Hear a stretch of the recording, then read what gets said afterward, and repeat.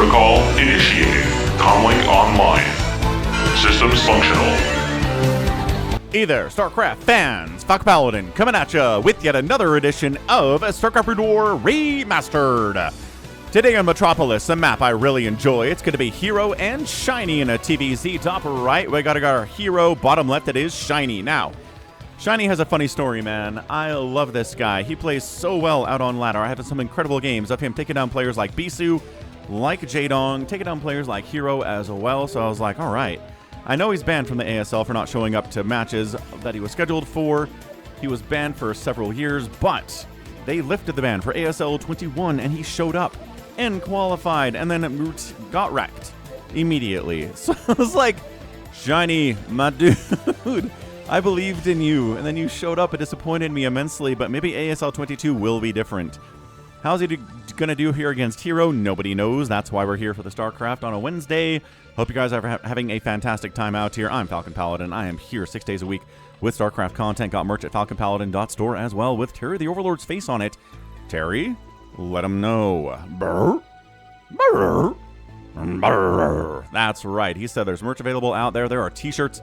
There are hats. There are mugs with Terry's face on it. If you want to put tea or coffee in that thing, you can put Coke Zero in the mug as well. We are overpooling, though. Is herO 4-player map. Overpool, interesting opening for him. Very standard stuff here from the Terran. Shinee, nothing crazy at all. Gun and supply depot into a Rax. We'll take his gas timing. See if he wants to go mech. See if he wants to go, you know, the Valkyrie, because that's been showing up a lot recently. A lot of Zerg players need to be ready for those Valks, man. Got to be ready to make some of those Scourge against the Terran. Scourge, we know how to use those against Protoss, right? But against Terran, really the only answer, early game anyway, are the Valks. We do see a lot of Scourge against Science Vessels, but it's kind of a different thing. Hatch coming in at 11 supply. Racks up. Are we scouting? Yes. Are we going to see anything? No. Are we going to see anything with this Overlord? No. We're going to blind expand. This is the thing about this build. You can be aggressive with this. You can be defensive with it. Same thing with the Overpool. This can be a Ling Flood. This can be a fast third. Really drone. Get that economy up to 50 workers as fast as possible, too. So hard walling as much as he can, making a Marine. SCV going to scout.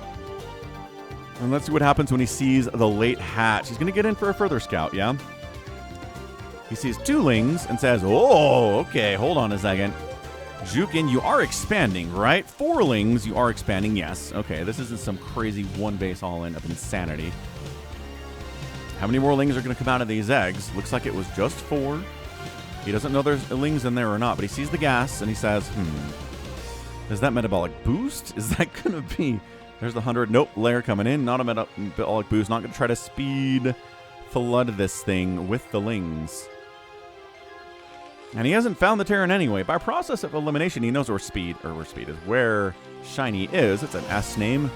Give me a break here, folks. I'm 43 years old with 3 kids. My brain fell out of my head a long time ago. Ling heads down. Marines ready to go. SCVs ready to body block as necessary, sacrifice their lives. But now that 3 Marines are here, the SCV can pull back onto the minerals. SCV sees, lair. So not Speedlings, at least not yet. It can be Speedlings eventually, just not right now. Steve dies, but he did his job, relaying information back to his commander every second until he was gone.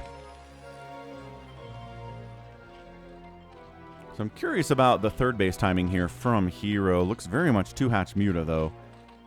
No crazy early gas, but I mean, the lair's not even done yet. Now it is. We're going to put the Spire just right inside the main, not even trying to hide it from scans. Ooh, and the second gas. Okay. Second gas right as the Spire comes down says, we want a lot of mutts, please. May we have all of the Mutalisks. How are you going to handle this? The answer is going to go double factory with a gas timing that says factory. So, Goliaths or Valkyries. We saw a game yesterday where it was a lot of Marine production and Valkyries and no Goliaths at all. We've also seen HBQ come up with a build against Zerg when they're Terran, where they go for really fast irradiate against a 2-hatch Muta and only defend with, you know, Marines and turrets. That's it. It's kind of nuts. It's kind of crazy how it works out. So there's a lot of options. Ooh, third hatch coming up the left side here too. Metropolis has a big base where you can build stuff but also get dropped. So building something here says, yes, we'll use the real estate for a hatchery, and this will prevent me from getting dropped from this direction without being able to see what's happening because the fog of war is dispelled. Got the safety creep, man. We are seeing more of these safety creeps just because you don't know. You don't know what it is until this vulture shows up. I think that Ling missed it too. Overlord might have caught wind of it actually, so either way, he's got the sunken coming up. A little bit scary because sometimes the vulture shows up and you don't have the sunken quite yet because you're delaying it, and the timing here is about perfect. About as late as you want to do that, man. That sucks too. I mean, for the Terran, right? Shiny's like, could have gone in here, killed a couple drones maybe, but nope. Muta's on the way, Carapace on the way for the Mutalisks too. We have got a bunker at the back just to help with incoming Muta stuff. And okay, so it is going to be straight up Goliath answer with the armory, no sign of a starport. We've got Goliath, we've got Charon boost. I guess 2 factories is an indication we're not going for a fast starport because we can't. It's either 2 factories or a factory and a starport real fast. Not that we can't get in to Valkyries later, but we're getting attack upgrades for ground mech. We're not getting attack upgrades for air. It looks like we're going to go for Goliath's very standard defense against the Mutalisks, right? Turrets, Goliaths. Charon boost isn't done yet. It's kind of a wonky situation to defend here, but it's going to finish up, and then the Mutas are going to have a really bad time. I mean, the positioning here is great by Shinee anyway. He just says, nah, I'm not letting you get in here and get free SCV kills. I know that's impossible. The Mutas are going to get SCV kills eventually, but maybe when they've got a bigger stack than 4, you know. Third base is coming in here, about 50% complete from herO. Ooh, sniping a drone. Big pickup by Shinee. Small wins are still wins.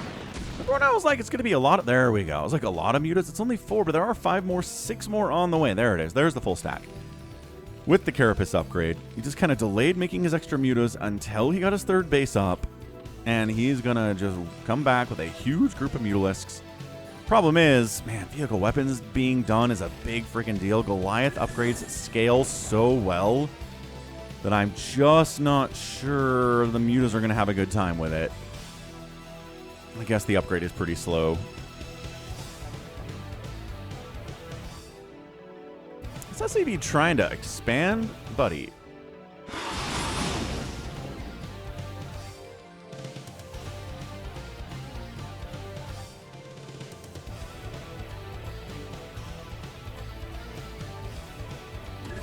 Okay, here it is. Mutalisks in. +1 Carapace not done yet, but also the upgrade, well, the attack upgrade for the Goliath is not done either. They do have the Charon boost as visually evident. More factories coming in. This is as much a scouting run as anything else for herO. He wants to know, are we making any tanks at all? Is it just math, Advocat, Goliath stuff? It is. Because it's a heavy investment into Mutalisks. You don't really want tanks in that situation because they'll just get sniped down. Mutaflock, bigger than a full stack. +1 Carapace is complete. It gives them, guess what? A whole +1 armor. But the +1 attack for the Goliaths is like a +4. It's just so much better. It's 4x better. You're just going to have a much easier time here against the Goliath, against the Mutas with that attack, even if you're not doing full damage to them, you know, because they're small and Goliaths are intended to kill big units. Big designated units. Things like, you know, battle cruisers and carriers and stuff. But the range is the big thing here, right? You can outrange the Mutalisks like crazy. 5 more Mutas. When's the last time we saw somebody try to go all of the Mutalisks against a meching Terran? I feel like we did have a great game like this not that long ago. I think it was Sue. You might have tried it against Rush or somebody. It was a crazy game, but look at this. All of the Mutas known to Zerg kind. No Ling production. No Hydra production. Just this. Just flappy boys. Flap, flap, flap, flap, flap, flap, flap. Goliaths are on the move out. This many Mutas can't handle this much of a push out? That's crazy. Okay, that guy, yes, that's a bad situation for him. Picking off smaller groups of Goliaths is not a bad move. But yeah, see how, okay, see that? See how it's 4 extra damage? 4! Oh. Mutas are not that tanky. They are not built to deal with 4 extra damage per attack from a Goliath. There's, as always, critical mass indicators here, right? If you have a critical mass of mutas, you can kill infinite Goliaths. If there's a critical number of Goliaths, you can kill infinite mutas. This is Advocat build. This is, hey, I recognize what this guy is up to. All I need are Goliaths. That's it. I mean, if he starts getting into science vessels at some point, that'd be cool, but I don't see a starport anywhere. This Muta group is largely hard to keep track of what their HP is because there are so many of them. There are more than 12. Goliaths working on an armor upgrade here too. Dude, if this is Advocat build. Not against Hydras, though. This is Advocat build against Mutas, but it's the same friggin' build, all of the Goliaths ever. It's a different build, though, because this whole, you know, wall off here expand build did not exist back in 2005 WCG when Advocat did his thing. But it's the same concept. Third base coming in down south. The Mutas are all up at the north of the map, which is exactly where Shinee wants them to be. So herO 3-basing it for a while now. Macro hatches all over the place. Sunkens, yeah. Now look, you might be able to skip Sunkens. But against Goliath, you really want the Sunkens. SCV. Is he just scouting down here? Check him out. Yeah. I don't think he wants to expand here. He's just making sure the Zerg hasn't snuck anything on him, which I love. So many games are lost because a base is snuck on somebody and they don't know about it, so they lose. All right, here we go. The Goliaths have arrived. And Mutas, do they want to engage? They're going to have to engage at some point. What you don't want to do is engage with the 3 Sunkens and the Mutas at the same time. Pretty locked up tight here. Goliaths are so bad against Sunkens, even if they have an armor upgrade, which they do. They have the plating +1. Again, only a +1, but upgrades are good. Get the +1 if it's available. Siege mode's on the way. He's decided he wants some tanks, maybe to help deal with the Sunkens, and then everything else will be easy peasy for him. Another SCV scout from Shinee heading top left. He's gonna find the hatchery. 6 o'clock in a lot of trouble, actually. Dude, are you just gonna... Okay, yeah, just burn it down. Burn it down! It is deserved here.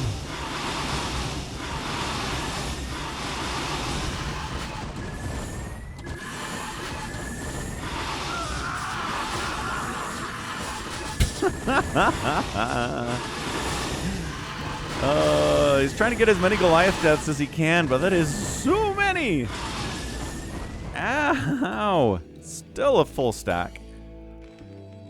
Plus, it is more Mutas, you guys. So this base is dead. Couldn't get there in time. Crazy annoying for Shinee and bad. He needs to kill a base. He needs to kill a base with this push. If he can't, he is dead. He's bringing some tanks. The Mutas are going to do their darndest to snipe these tanks. Because if the tanks live and start sniping Sunkens, then all of a sudden it's game over. Tanks need to stay really close to these Goliaths, but I'm not sure you can save them. If the Mutas are willing to dive on top of this many Goliaths to kill the tanks, they will, and they can kill the tanks. It's not an instantaneous death thing for these Mutas, right? It takes a minute for them to die, which means they have a minute to kill the siege tanks.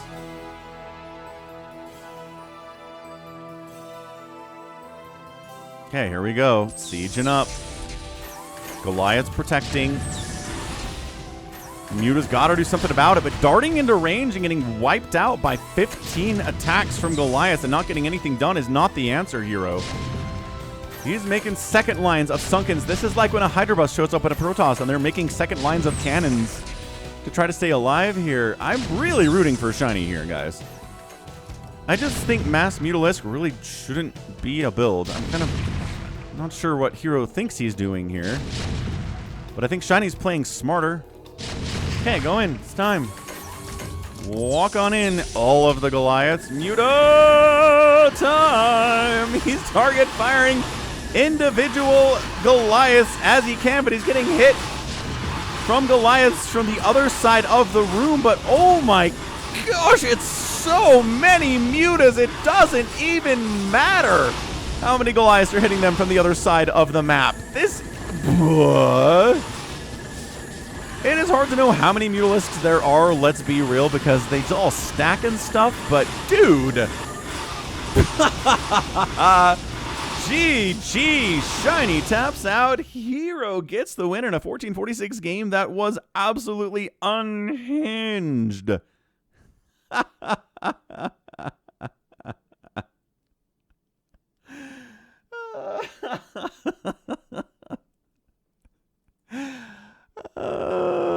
Okay, well, we're talking about a very weird TVZ for you today. I don't think I've seen this particular game. I've seen players go mass muta, and the Terrans got Marines, and they've got Valkyries, and they've got Science Vessels with a Radiate, trying to go mass Goliath against mass muta with 2-1 upgrades. That plus 2 Carapace helping a lot there. And just getting whomped. Just getting whomped. Just getting completely annihilated there. Insane. What a game. This third base dying was a huge deal, too. That really slowed down our guy Shinee. But also not having any splash damage against infinite mutas is tough. Would have loved to see a couple Science Vessels. A couple Irradiates would have made these guys so much less willing to jump on top of the Goliaths and stack themselves up to attack like that, right? So much reluctance there. But yeah, third base died. That was the key to the whole game. And what a crazy match, though. That was fun. It was really fun. Hope you enjoyed it, because that's really funny, too, because herO was just planning on going mass muta forever. And then I think he just realized there are no Science Vessels. There are no Valkyries. I guess I shall continue my mass mutalisk forever build. I was ready to switch it up. I was ready to get into Scourge. I was ready to get into Hydras as necessary, but it wasn't necessary. So I win. Crazy stuff. Really fun. Thanks, RJB, for the replay. All right. 90,000 points from herO, 72,000 from Shinee. The outproduction here by herO plus the outkill kind of tells us a story. 5 to 4 buildings raised, and the outspend by herO in only a 14-minute game is about 4,000 resources, right about there, if not more, and that's going to get it done. Oh, my gosh. All right. That was fun. That was a truly fantastically very fun game there from RJB again. Thanks for sending it in. Wow.